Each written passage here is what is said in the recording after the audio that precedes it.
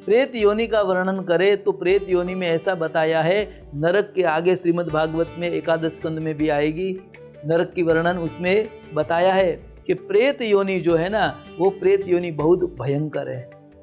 सामने खाना तो पड़ा है पर खा नहीं सकते, पेट में भूख लगी है पर वो खा नहीं सकते। कहते हैं सुई के अंदर जो धागा डालने का जो छिद्र होता है, ऐसे छिद्र उसका मुख रहता है। प्रेत का मुख कैसा है, तो मुख बड़ा है और उसका मुख जो खुलता है ना, वो छिद्र के समान खुलता है। और वो प्रेत भक्ष्य नहीं कर सकता, भक्ष्य का भक्षण करने के लिए दौड़ता है, मानी वह न खाने की चीज जो है वो खाने के लिए लालुत रहता है। प्रेत योनि जो है, वो प्रेत योनि कहीं स्थिर नहीं रह सकते। जो प्रेत बना है वो कहीं स्थिर नहीं रह सकता, वो कहीं ना कहीं इधर से उधर भटकता रहता है, क्योंकि अंदर वो धुंधुकारी के मुख में अंत समय में वेश्याओं ने अंगारे डाले हुए थे, इसलिए बोल भी नहीं पाता था, चैन से बैठ नहीं पाता था, बोल भी नहीं पाता था और इधर उधर कहीं ना कहीं भटकता रहता था और चौधार आंसू से रड़ता था। ऐसी प्रेत योनि को प्राप्त हुआ है। प्रेत योनि का वर्णन तो शास्त्र में बहुत बताया है, गरुड़ पुराण के अंदर भी बताया है कि जो व्यक्ति के पीछे श्राद्ध आदि नहीं होता उसे भी प्रेत कहा गया है। जिसके पीछे उसके पुत्र कोई कर्तव्य नहीं करते उसे भी प्रेत योनि प्राप्त होती है। तो ऐसा जो शास्त्र में बताया है वह सब व्यक्ति को प्रेत योनि प्राप्त होती है। और प्रेत योनि में क्या क्या उपद्रव है ये भी हमने सुना। तो अब देखते हैं कि यहाँ पे धुंधुकारी प्रेत बन के इधर उधर भटक रहा है। वही गांव में रहने वाले कोई सज्जन व्यक्ति ने जाकर गोकर्ण महाराज को बताया कि आपके भाई जो है धुंधुकारी, उसको मृत्यु प्राप्त हुई, आपकी माता ने कुआं में जाकर आत्महत्या की, आपका परिवार पूरा हो गया है। अब गोकर्ण महाराज ने देखा कि चलो कोई ना कोई रूप से मेरा भाई था, मेरी माता थी। गोकर्ण महाराज घूमते घूमते गया तीर्थ में गए और गया तीर्थ में जाके सभी पंडितों को बुला के माता के लिए और वहाँ पे पिता के लिए और अपने भाई धुंधुकारी के लिए गोकर्ण महाराज ने श्राद्ध कर्म किया। श्राद्ध कर्म करके भगवान गया गदाधर से प्रार्थना की, मुक्ति की याचना की, परंतु यहाँ पे मुक्ति प्राप्त नहीं हुई। गोकर्ण महाराज घूमते घूमते थोड़े समय के बाद अपने घर पे आए।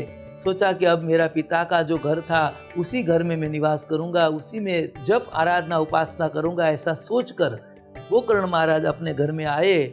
और घर में आए पूरा दिन तो शांति से पूजा पाठ में व्यतीत हुआ, परंतु जब रात्रि के समय गोकर्ण महाराज सो रहे थे उसी समय अनेक आवाज आने लगी।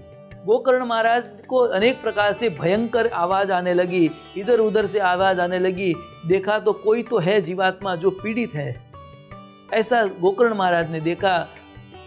वो धुंधुकारी प्रेत था। गोकर्ण महाराज ने ऐसा भयंकर आवाज सुनते ही कहा कि आप कौन हो, क्या चाहते हो, आप विस्तार पूर्वक हमें बताए। पर वह धुंधुकारी प्रेत जो था वो इधर उधर घूमता, आवाज अलग अलग प्रकार की निकालता था। कभी कभी वो बकरे का रूप लेकर आता था, कभी कभी गधे का रूप लेकर आता था, कभी कभी कौवे का रूप लेकर आता था। ऐसे अलग अलग रूप लेकर वह प्रकट होता था पर कुछ बोल नहीं पा रहा था। तब गोकर्ण महाराज ने देखा कि कोई तो पीड़ित है कि जो बहुत बड़ी प्रेत योनि को प्राप्त हुआ है।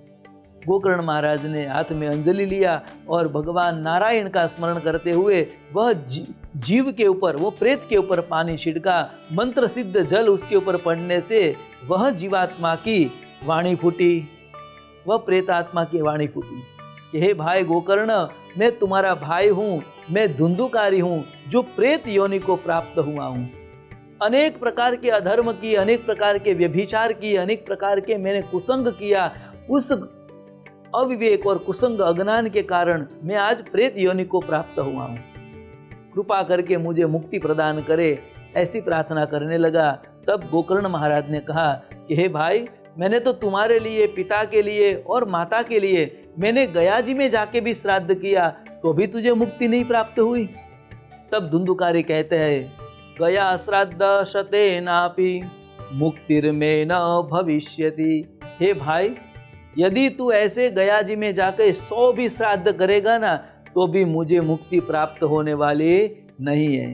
क्योंकि मेरा कर्म ही ऐसा है, मैंने काम ही ऐसे किया है कि जिससे मुझे गया आदि श्राद्ध से मुक्ति न मिले, मुक्ति नहीं मिलेगी। गोकर्ण महाराज ने सूर्य नारायण से प्रार्थना की कि प्रभु कुछ ऐसा मार्ग बताइए, कुछ ऐसा उपाय बताइए कि जिसे गया आदि तीर्थ में जाने के बाद, श्राद्ध करने के बाद भी उसे मुक्ति न प्राप्त होवे, तो ऐसा कौन सा मार्ग है जिससे उसे मुक्ति प्राप्त होवे। तब सूर्य नारायण के रूप में भगवान सूर्य देव है, वो जगत के प्रत्यक्ष देव है, और वो देव ने बताया कि श्रीमद् भागवत कथा करे, श्रीमद् भागवत का ज्ञान यज्ञ का पारायण करे, जिससे यह प्रेत पीड़ा विनाशय, इसकी प्रेत पीड़ा में से मुक्ति मिलेगी और उससे भगवत धाम प्राप्त होगा। ऐसा गोकर्ण महाराज को सूर्य नारायण ने उपदेश दिया। अब गोकर्ण महाराज को प्रश्न का उत्तर मिला, इसलिए गोकर्ण महाराज घर पे आए और सभी जनों को बुलाकर, ग्रामवासी को, नगर जनों को बुलाकर अपने ही घर के आंगन में श्रीमद् भागवत का पारायण करवाया। गोकर्ण महाराज ने सभी जन समुदाय को साथ में लिया, गांव के सभी जनों को लेकर नदी के तट पर आए और गोकर्ण महाराज ने श्रीमद् भागवत सप्ताह का आरंभ किया। जब आरंभ किया तब सबसे पहले प्रेत का आवाहन किया गया। मनसा वायु भूतेन चटेत्वाहम निमंत्रयेत, हे प्रेत तुम आकर यहाँ वास का जो एक स्तंभ है उसके अंदर आकर बैठो और ये कथा को सुनो। 7 दिन तक श्रीमद् भागवत सप्ताह का पारायण गोकर्ण महाराज ने प्रेत को भी सुनाया और सभी नगर जनों को सुनाया। और जब जब एक एक दिन पूर्ण होता था, उस समय एक एक दिन जो वास के अंदर बैठा हुआ जो धुंधुकारी प्रेत था, वो वास 7 गांठ से बना हुआ था, 7 गांठ वाला वास था। उसमें से एक एक गांठ टूटने लगी, एक एक गांठ टूटते टूटते 7 दिन में 7 गांठ टूट गई। तो दर्शक मित्रों, यह 7 गांठ का आध्यात्मिक अर्थ हम देखें, 7 गांठ का आध्यात्मिक अर्थ हम देखें तो यह कोई सामान्य गांठ नहीं थी। ये गांठ थी काम, क्रोध, लोभ, मद, मोह, माया और अविद्या, ऐसी 7 प्रकार की गांठें थी। जो 7 प्रकार की गांठ एक एक दिन से वो छूटने लगी। जीवन में हमारे भी ऐसे 7 प्रकार की गांठें हैं, वो श्रीमद् भागवत कथा सुनने से छूटती है।